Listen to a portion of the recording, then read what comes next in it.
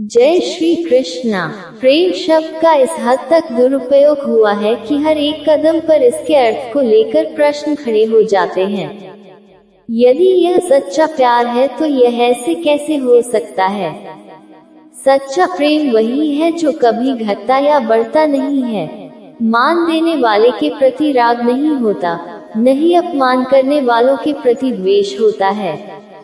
ऐसे प्रेम से दुनिया निर्दोष दिखाई देती है।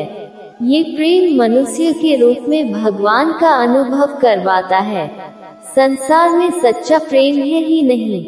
सच्चा प्रेम उसी व्यक्ति में हो सकता है जिसने अपने आत्मा को पूर्ण रूप से जान लिया है। प्रेम ही ईश्वर है और ईश्वर ही प्रेम है। सच्चा प्रेम वह ऊर्जा है जो हमें सफलता के शिखर पर बिना थके ले जाता है। सच्चा प्यार वह प्रेरणा है जो किसी के दिल में बस गई तो वह कुछ भी करने को तैयार हो जाता है। सच्चा प्यार वह जुनून है जो हमें हमारी सीमा से परे सफलता की दुनिया में ले जाता है। सच्चा प्यार ऐसे जीवन को जन्म देती है जो कभी न बूढ़ा होता है और न ही मरता है। सच्चा प्यार एक ऐसा भौतिक एहसास है जिसके आगे इंसान ही क्या ईश्वर भी नतमस्तक हो जाता है। आपको जिस व्यक्ति के लिए प्यार का एहसास आया है उसके लिए कुछ खास करने की प्रेरणा मिलती है। यदि वह साथ है तो दुनिया की कोई भी सफलता प्राप्त कर सकते हैं। केवल उसके बारे में सोचते हुए एक जगह बैठे नहीं, बल्कि उसका ख्याल आते ही आप जीवन में कुछ खास करने को तैयार हो जाते हैं। सफलता के प्रति आपके सपने बड़े हो जाते हैं और उन सपनों को पूरा करने की प्रेरणा आपको उससे लगातार मिलती रहती है। उसकी खुशी में ही आपकी खुशी छुपी हुई रहती है और उसकी खुशी को बढ़ाने के लिए जी जान से लग जाते हैं, जिसका परिणाम होता है कि आप प्रेरित होकर कुछ ऐसा कर जाते हैं जो मील का पत्थर साबित हो जाता है। यदि आपके या उसके परिवार की तरफ से कोई विरोध नहीं होती हो तो आप गुस्सा, निराशा और उसके दुख के सिवाय अपने सच्चे प्यार से प्रेरित होकर खुद को इस लायक बनाने की तरफ कदम उठा देते हैं जहां पर पहुंचकर कोई आपको बोल ही नहीं सकता। सच्चे प्यार से आपके अंदर की सच्चाई जग जाती है और वह सब कुछ करने को सक्षम हो जाता है जो एक सफल इंसान बनने के लिए जरूरी होता है। किसी से सच्चा प्यार करना और उससे कुछ खास करने या बनने के लिए प्रेरित होना एक ऐसा भौतिक एहसास है जो समय के साथ बढ़ती हुई दिखाई देती है, जिससे जीवन भर की खुशियां और बहुत सारी सफलताओं को आप इकट्ठा कर सकते हैं। और भी बहुत कुछ है जो सच्चे प्यार में बटोर सकते हैं और महसूस कर सकते हैं। लेकिन मैंने कुछ एहसास इसलिए बताए हैं कि आप पहचान सके कि जो एहसास आपके अंदर किसी के लिए आ रही है वह सच्चे प्यार की है या फिर कोई दिखावा है। प्यार उस हवा की तरह है जिसको आप देख नहीं सकते पर महसूस जरूर कर सकते हैं। इस दुनिया के लिए एक व्यक्ति हो सकते हो पर वही किसी एक व्यक्ति के लिए तुम उसकी पूरी दुनिया हो सकते हो। सच्चा प्यार उस जुनून की तरह है जिसके बारे में बात तो सब करते हैं पर देखा तो सिर्फ कुछ ही लोगों ने है। श्री कृष्ण जी कहते हैं कि किसी इंसान से दूर होने के डर का कारण प्रेम नहीं मोह है, क्योंकि जहाँ प्रेम है वहाँ डर नाम का कोई जगह नहीं होती। खासतौर पर प्रेम को किसी न किसी बहाने देखा जाता है। क्या ये सच में प्रेम है जो हमें कष्ट देता है? आजकल जिसे लोग प्रेम कहते हैं वह किसी दूसरे के साथ खुद को बांधने का, खुद की पहचान बनाने का एक तरीका है, लेकिन ये प्रेम नहीं है, यह मोह है और हम हमेशा ही मोह को प्रेम समझ बैठते हैं, जबकि सच्चाई यह है कि प्रेम का मोह से कोई लेन देन नहीं है। अगर आप किसी इंसान से प्रेम करते हैं और वह इंसान जब आपके पास होता है तो आप परम सुख का आनंद लेते हैं, और वही इंसान आपसे दूर हो जाता है तो आप दर्द से भर जाते हैं।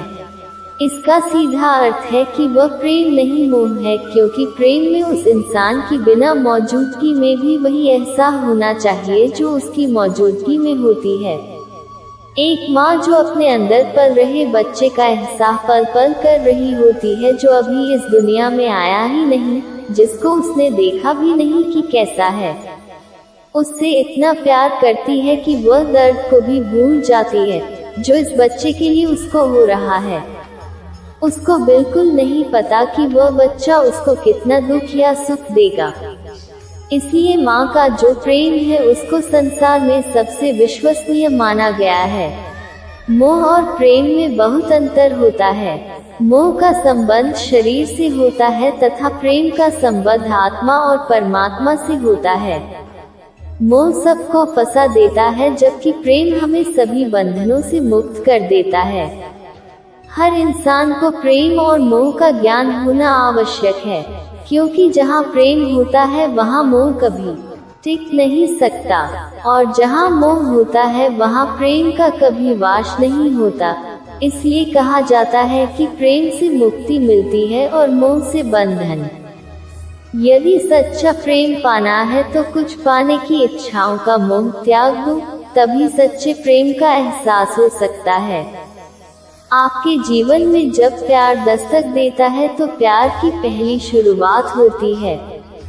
तब एहसास इतना मीठा होता है कि आपके जीवन की सारी कड़वाहट, सारे दर्द को समाप्त कर देता है। पर उस समय एक बात भूल जाते हो कि मोह और प्रेम दोनों साथ साथ चलते हैं, परंतु इस सफर में अंतिम जीत किसकी होती, यह आपके ऊपर निर्भर करता है।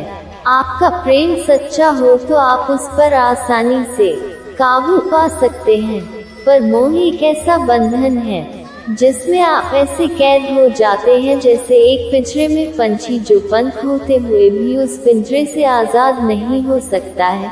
अच्छा बुरा जो भी हो, इस पिंजरे में रहना सीख जाता है।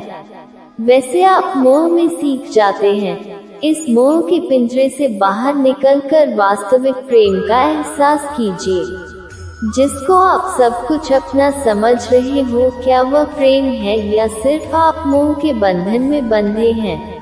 हम जो अपनी नजरों से देखते हैं वह कभी प्रेम नहीं हो सकता, क्योंकि वह हमारी आंखों से बनाया प्रतिबिंब है, जिसको हमारी शरीर से जुड़े इन दो आंखों ने हमारे सामने प्रस्तुत किया है।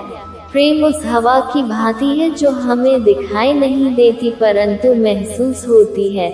आप तन की आंखों से कभी नहीं पहचान पाओगे, क्योंकि मनुष्य की आंखों से राधा ने भी कृष्ण जी को नहीं पहचान पाई थी।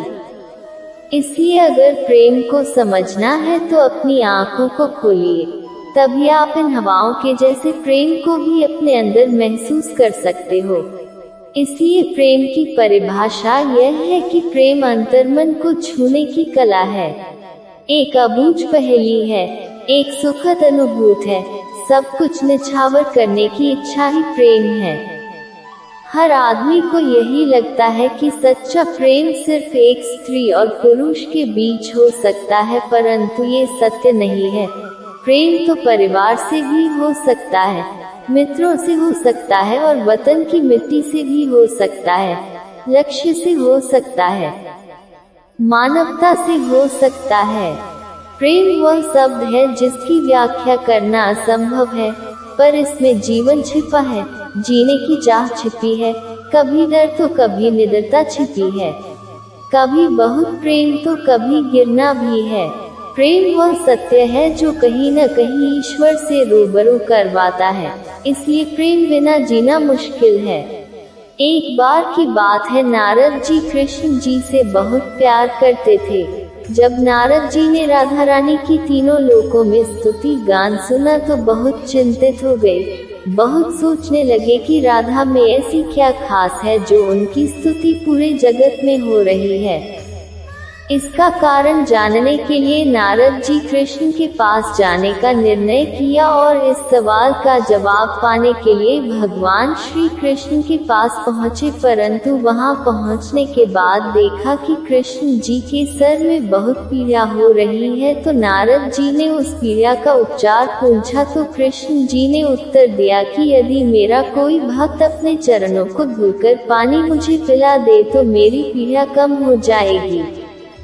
नारद जी चिंता में पड़ गए। उन्होंने सोचा अगर कोई भक्त अपने चरणों का पानी पिलाए तो वह नर्क में जाएगा।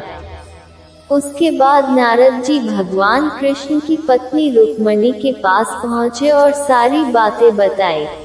रुक्मणी ने अपने चरणों का पानी देने से मना कर दिया, ये कहते हुए कि देव ऋषि ये तो घोर पाप है।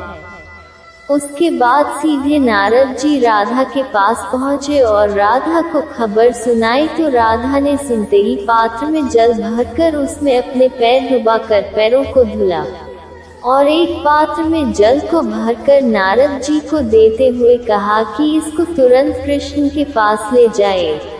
मैं मानती हूँ कि यह घोर पाप है, परंतु अपने प्रिय के जीवन के सुख और स्वस्थ जीवन के लिए मैं इससे भी अधिक दुख भोगने के लिए तैयार हूँ। ये सोचकर नारद जी समझ गए कि राधा कृष्ण के प्रेम की स्तुति पूरे ब्रह्मांड में क्यों गाए जाते हैं, जिससे पता चलता है कि राधा का कृष्ण से अपार प्रेम है। जय श्री कृष्णा। इस एपिसोड में इतना ही, फिर मिलेंगे। राधे कृष्णा दोस्तों।